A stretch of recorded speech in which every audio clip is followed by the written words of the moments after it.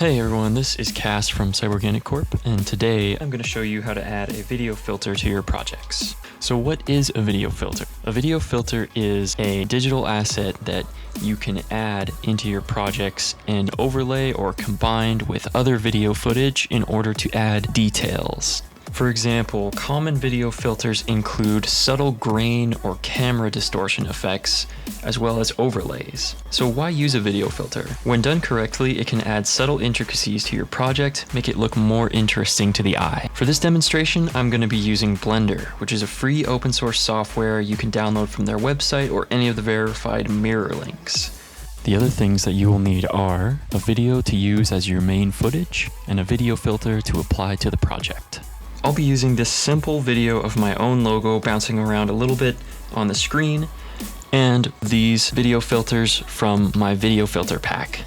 These are all available on my Patreon page with all the project files where you can support me. But don't worry, I'll be teaching you how to make these filters on my channel, so make sure you subscribe to catch those videos. Now once you've got Blender installed, go ahead and open it up. And then we're going to navigate to the new file and choose a new video editing file. And this will open up the video editing screen in Blender. This is where we can import our videos and layer them and add them together and process them with effects.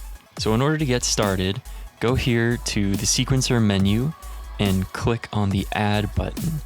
Then you're going to see you can add movies or sounds or other types of things. We're just going to add a movie. Find the main video that you're working with and add that movie strip into your project.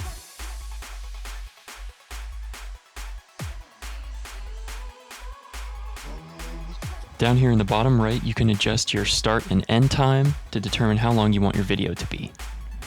We're at 24 FPS, so I'm going to change it to 240 frames, which will be 10 seconds. Now, in order to get our video filter in the project, we're going to repeat the process, go to the sequencer add, click on movie, navigate to the video filter that you would like to include in your project, and add the movie strip. Now it's placed the video filter right on top of the other footage into the project. You can see that the video filter is blocking out the other footage that was behind it. So in order to fix this, we can go over here to the compositing section and change the blend mode. Right now we're using alpha over. Let's switch it to add.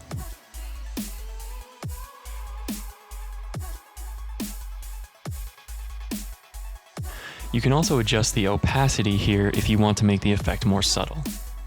Opacity controls how see-through a layer is. Let's add another one to see what other kinds of effects we can get. Click on add, click on movie, and then choose another filter that you'd like to add to the project. Now go back over to the compositing mode and switch it to add. This one is much stronger, so I'm going to turn the opacity down quite a bit.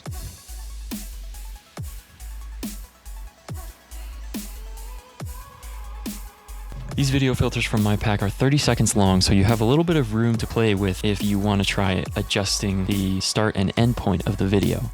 An easy way to do this is just select the footage in the timeline on the sequencer, press G to grab, and then press X to lock your motion to left or right, then move your filter until it reaches the desired place.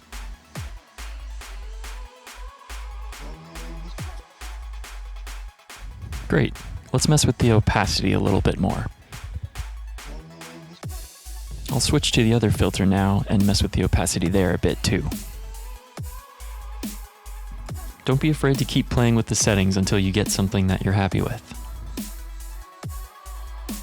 Just keep dialing it in until it's where you like it.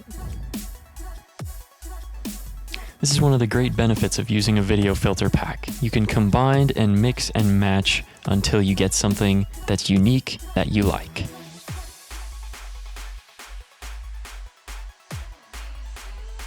Once you're happy with your project, all you've got to do is export it.